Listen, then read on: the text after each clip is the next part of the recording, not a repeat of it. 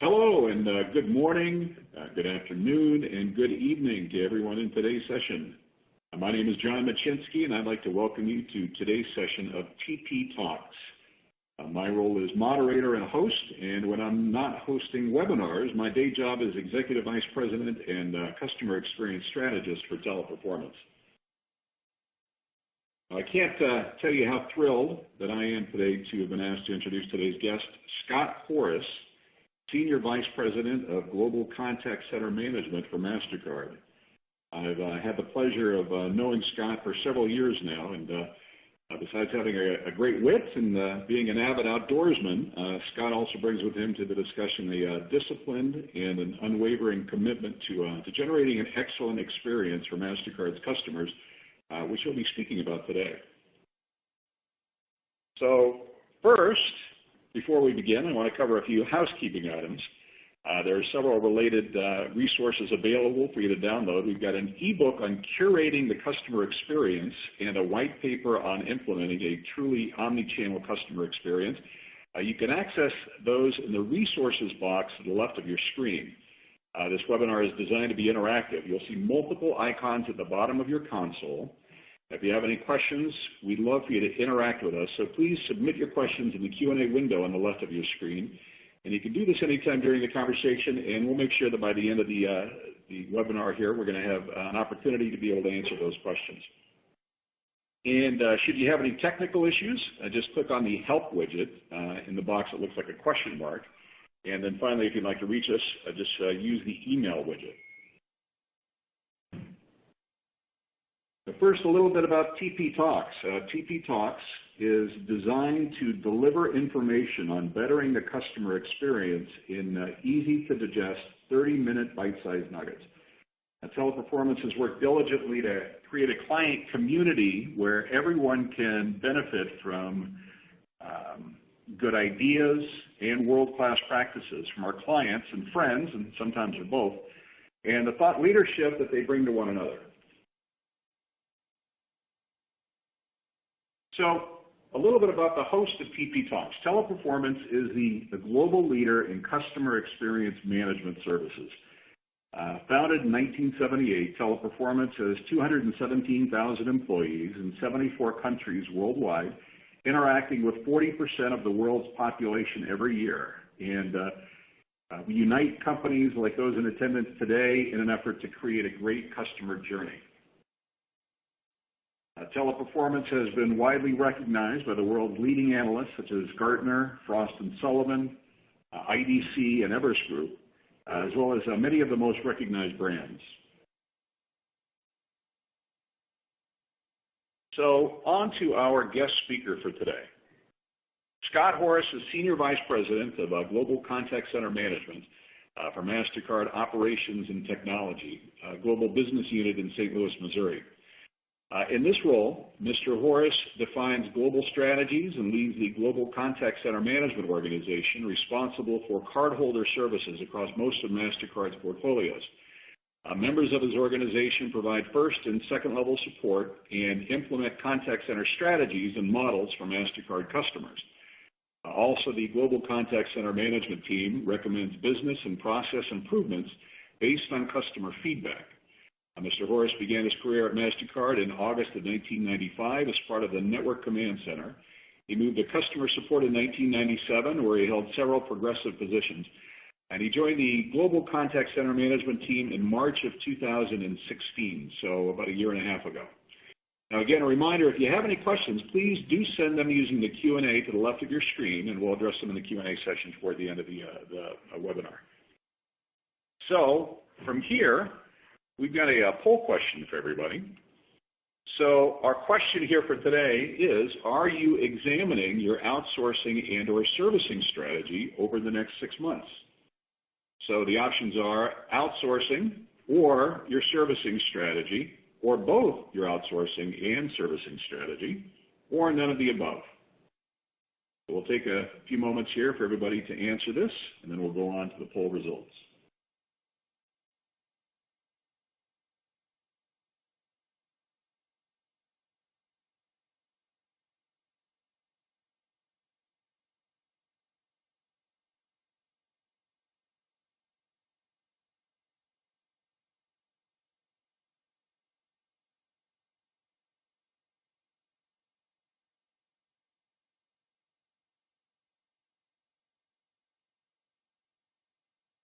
All right, so according to our survey here today, we've got roughly 5% of the participants today that are reviewing their outsourcing strategy.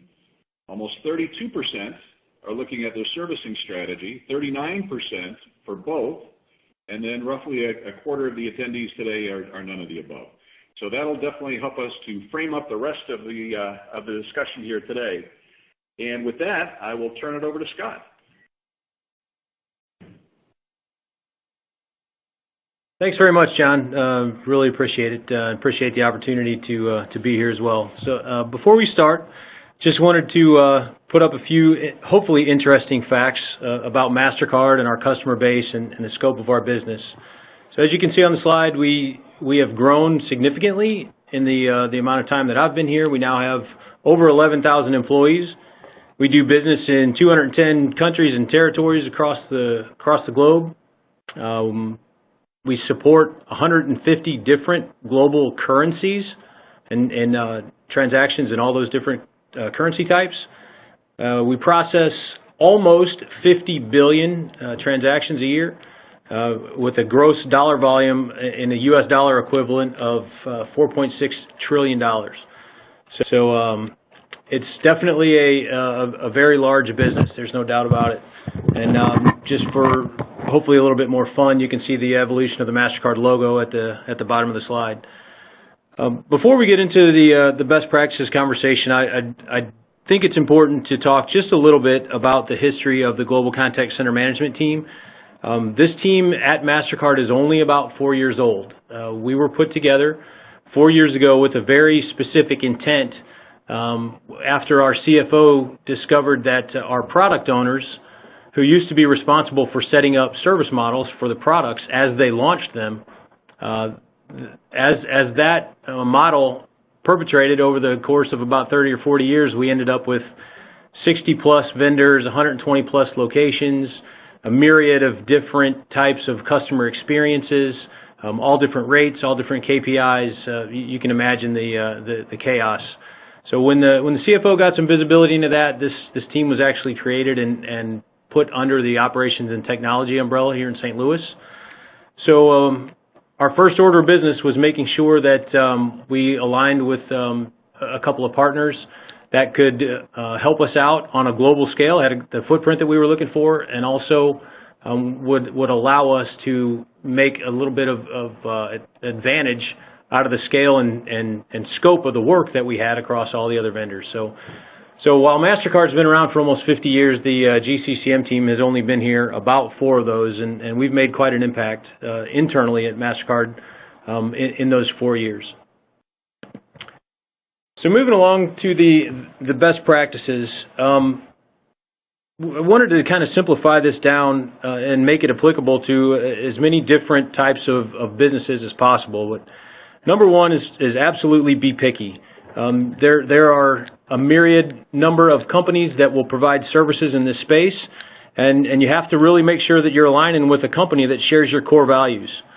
Look for how they perform their customer service and what their culture is, to be honest with you. We've got a very rigorous RFP process, how we take proposals in, get bids from multiple different companies, They go through a security due diligence process.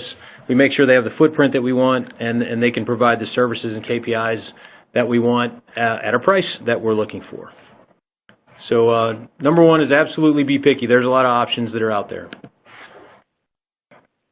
Number two is be mobile, and even more than that is be willing to move your business around. In just the 4 years that the GCCM team has been in place here at MasterCard, we've moved business in order to take advantage of some regulatory types of situations, some macroeconomic situations. Situations change all the time in countries, and if you have a good partner that will help you stay up on those types of changes, you can take advantage of them and not only provide the service at the same or better levels, but save yourself some money in the long run. And in an unsolicited plug, I will say unsolicited and uncompensated, at least up to this point, John. Teleperformance has been a great partner for us, in this area. We've moved business with Teleperformance in several areas. We've moved from the U.S. to the Philippines. We've moved from the U.S. to the U.S. We've moved from Europe. So we're not scared to do that. We have a lot of confidence in our vendors, and that's basically it's their day job, and it's something that Teleperformance is very good at, and you really shouldn't be scared, no matter who you decide to do business with, to be mobile and take advantage of those different types of factors that may pop up. It's very easy to get complacent. You may have a vendor that's providing you a service in a certain location at a certain price, and there's not a lot of noise around it. That's definitely a good thing, but you shouldn't take your eye off the ball and making sure that you're always looking for incremental improvements. Number 3 is be visible. We have multiple ways that we are extremely visible and engaged in the relationship that we have. We have on-site. We have folks at our larger locations that are on-site. We refer to them as service directors. They're responsible for the relationship that we have with our vendor and also the performance of that vendor. So their year-end reviews are actually a factor of their reviews is how well that the vendor has performed. So it gives them some incentive in making sure that we're getting top performance from the folks that they work with on a day-to-day basis. And even past that, we really have probably, I would say, 2, 3, possibly even more daily touch points across all the different aspects of our call center business. We talk a lot about workforce management. We'll talk about any kind of production issues. There are new business that comes up. All different aspects of the call center work that we have going on. We talk about it a lot, and we're very visible. John may refer to us as high maintenance, but honestly, that's part of our overall plan. We want to be there and make sure that we're there front and center. So in addition, we want to make sure that we're consistent, and consistency is definitely not single-threaded. There are 2 very important focuses that we're having as far as consistency goes coming up this year. One is the customer experience. So we want to make sure that no matter where a customer is calling in from, whatever currency they're transacting in, whatever language they're speaking to us in, and when they call in, that they understand and feel that they are talking to a Mastercard location and they're getting Mastercard level service. So consistency is very important to us from a customer perspective, but always also from an agent perspective. We've made a significant investment this year that we're going to be rolling out soon, where we will have a universal desktop for all of our agents. So no matter what line of business they're supporting, no matter what location they're in, no matter what vendor they may be working for, when they log in, it's going to look like a Mastercard interface to them, and it's going to be a lot more efficient for them and allow them to get to information much more quickly and efficiently and provide those types of service directly to our cardholders in a much more efficient manner.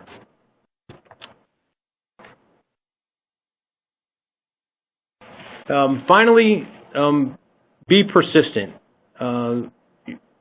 At the end of the day, everyone's working together to deliver on a set of key performance indicators. Never sacrifice those key performance indicators, and make sure that they're very clear, they're understood by all, they're documented. I did mention earlier that we have our on-site service directors that are responsible for those relationships and the performance of the vendors, and we make sure that we are holding them to very high standards. Not only living up to the KPIs, it's not only what we're delivering, but it's how we're delivering it for our customers. So our service directors that we do locate at our vendor sites absolutely have to possess a very high sense of urgency, very high sense of energy, and a lot of leadership qualities. We rely on these folks to raise their hand when there's something that's possibly going wrong, and make sure that we're escalating issues when they need to be escalated, and having great relationships with not only our vendor, but the folks that own the lines of business within Mastercard on the back end. So I've been talking a bit. I will I know we have some time scheduled in for Q&A as well, and be more than happy to take questions at this point if there are any from the audience. So Scott, as we are getting questions that come in from the audience and as well, I've got just a couple of comments and questions here then too. So Sure. I would like to say, you deem Mastercard as potentially being described as high maintenance. I will say actually I think there is a difference there. So in terms of the involvement here, I think that I would describe Mastercard as being involved in the business, and I think there's a key difference between being a distraction from the primary goal that everybody's trying to accomplish, and working to be able to be a contributor and being aligned with what the role of the supplier is in this case. So I've got to say here, actually, it's been very refreshing in terms of Mastercard's overall involvement in the process versus just throwing things over the fence. So. With that, can you talk a little bit about what you think some of those key touch points should be to be able to make sure that there is that alignment between client and supplier? Yeah, sure, John. Thanks. I appreciate the comments. I do think that I think really approaching the relationship as a true partnership with a lot of transparency is the way that I prefer that our teams work together, no matter which vendor we're working with. I make sure that my team realizes that the vendors are in business for the same reason that Mastercard's in business, and that's to be profitable. And we can't insist on things that is going to turn our vendor into an unprofitable state or our engagement into an unprofitable one with the vendor. So you have to be realistic. But that doesn't mean you have to sacrifice and give up on your standards by any means. I think a lot of the transparent conversations that we have are very, very much appreciated on our side. There are times that Mastercard will do something wrong. We'll have a possible production issue on our side. I'm the first one to raise my hand and say, hey, John, or the other folks that are responsible for our relationship with Teleperformance. We had an issue, and we realized that we've put you guys behind the 8 ball as a result of this issue, and we'll give you time to recover, and we'll be reasonable. But on the flip side of that is, I'm expecting the same thing from our vendors. When there are issues there, I expect to hear it from them, and I expect them to recover as quickly as possible, and make sure that we're making up whatever types of possibly negative experiences we would have had with our cardholders, making that up to them and recovering our business. So I do really think there's a lot there around transparency and being reasonable and just keeping the big picture in mind when some of these things come up that might force you to become a bit myopic. Okay, great, thanks, Scott. Also, you talked about the need to be picky, at the start of the process, and clearly, there's a lot of areas of focus as you go in and try to make decisions about who the right supplier would be for you. As you go through that, how do you prioritize that? What are the key areas among all the various things that you analyze here that you think are the most important in picking a supplier? Well, so that's a great question, John, and honestly, the answer it needs to kind of be customized depending on the situation.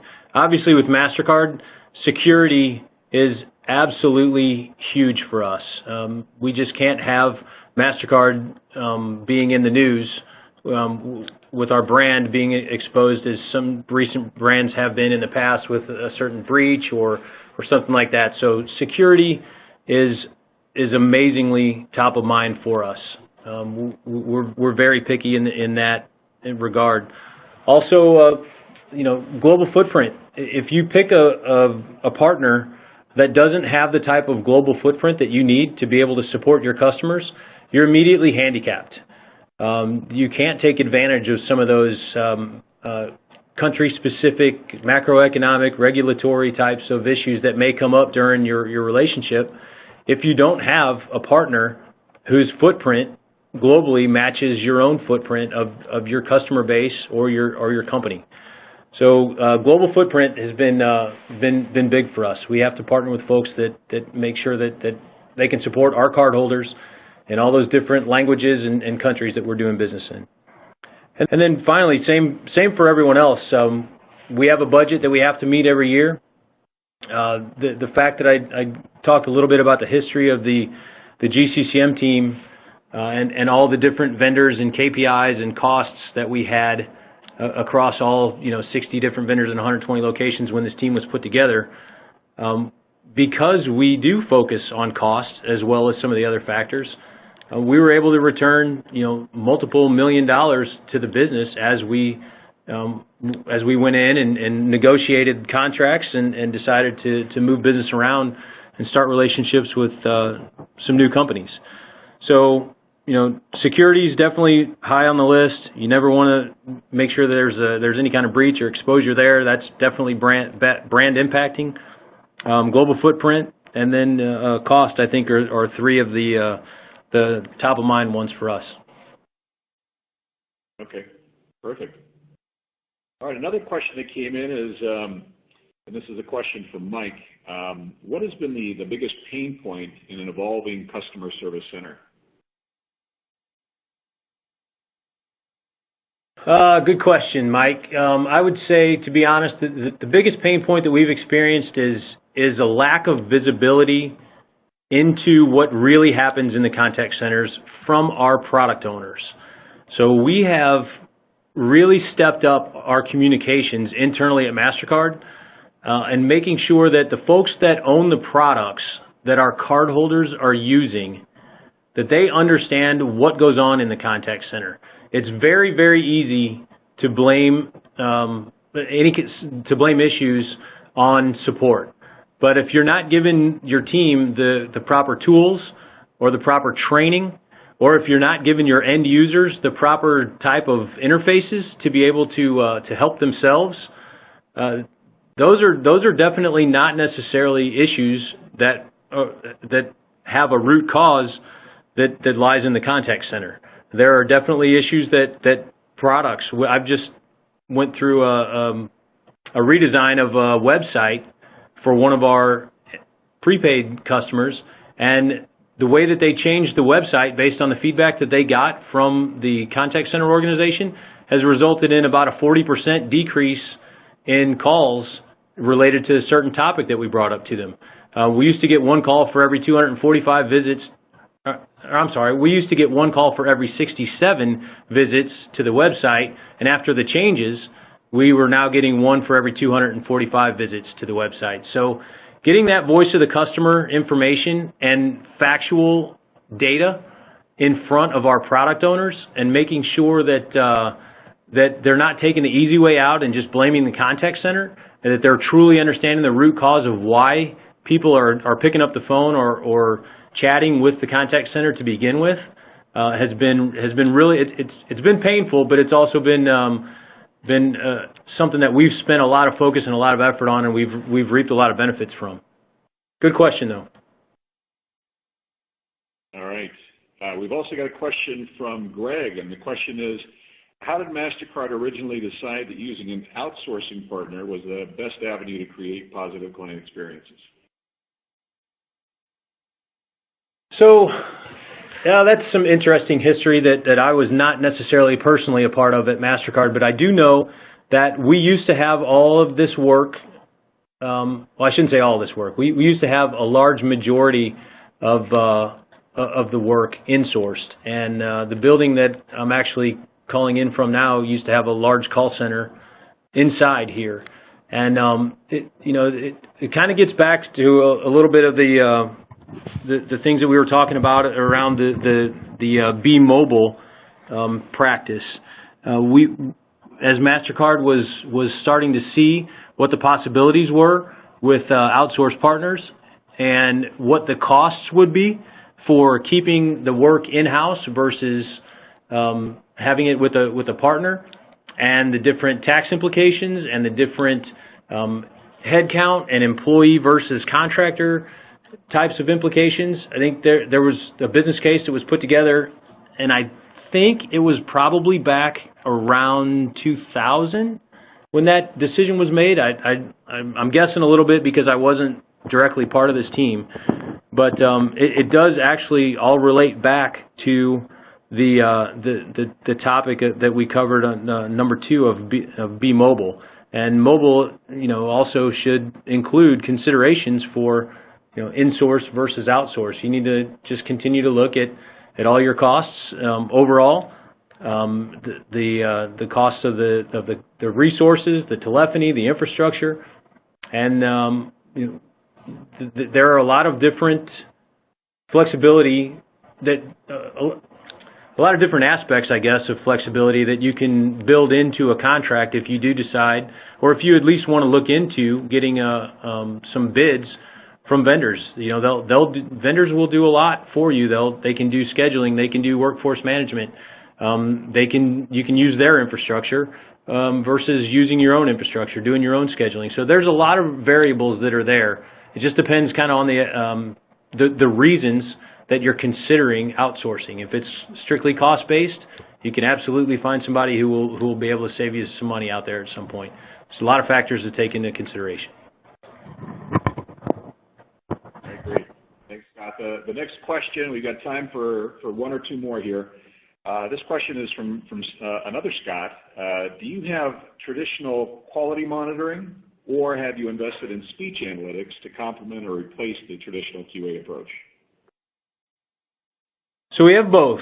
There are some things that you will find through quality monitoring that you can't get yet out of speech analytics. Speech analytics is really taking off and evolving at a rapid pace and improving at a rapid pace. There are some great products that are out there that can differentiate some things that you wouldn't necessarily expect to get from an automated type of service.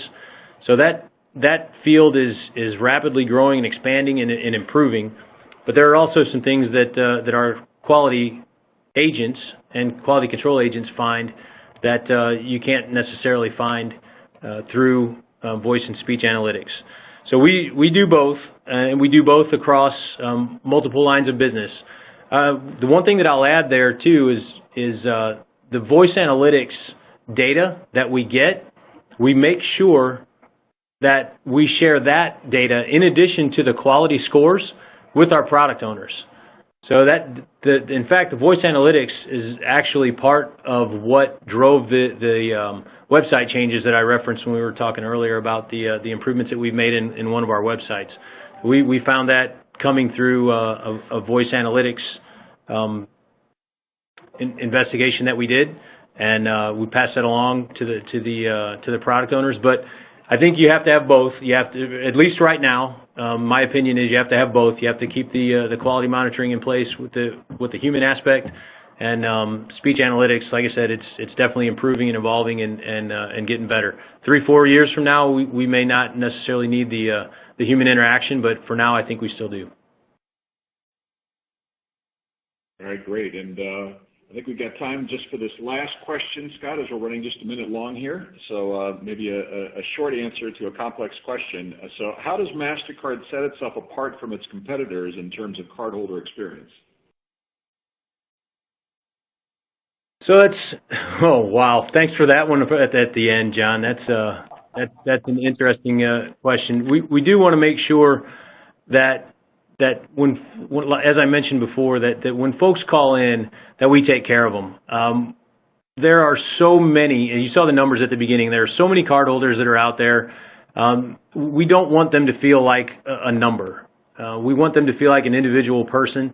We do empower our agents, especially in our prepaid platform and debit platforms, where we are really impacting folks financially if there's a mistake or if there's something that they would like to kind of challenge. We do empower our agents to try to make things right up to certain points by the cardholders that I think some other organizations probably don't take that risk and aren't willing to do. We are constantly pushing the envelope there, trying to expand that and make sure that when that cardholder calls in, that they're confident that the person that they're talking to can help them out. Now, if they're talking thousands of dollars, it's a different situation. We still want to make sure that we do right by them, but we may not be able to do it on a first call. But empowering our agents, I think, is something that's been very important to us, and making sure that we have controls around that that allow us to monitor to make sure there's no fraud, none of that. But at the same time, when you can take care of a customer on the first call, that's where they're really satisfied. And if you can do it on a financial situation, it's even better. So sorry, that's a pretty short answer, but I know we're already a little bit over time, so apologize for that.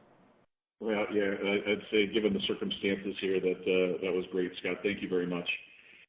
So sure. I guess in closing now, we're going to go ahead and wrap this up here. What we would like to again make sure that everybody is aware is that there is an on-demand version of the webcast that will be available approximately a day after the webcast. It can be accessed using the same audience link that was sent to you earlier. As we had talked about earlier in the session then too, we've got two items that might be valuable for you to download, the ebook, Curating the Customer Experience, and then the white paper, Implementing a Truly Omni-Channel Customer Experience. And finally, just wanted to thank Scott here today for what was a very informative session here and opening up your thoughts here on a wide variety of topics. If there is anybody interested in taking Scott's spot here on future TP Talks session and being a guest on a future session, please send us a note and we will be happy to reach back out to you. I do want to thank everybody for attending today, and I do hope that everybody has a great rest of your day. So see you next time. Take care. Bye-bye.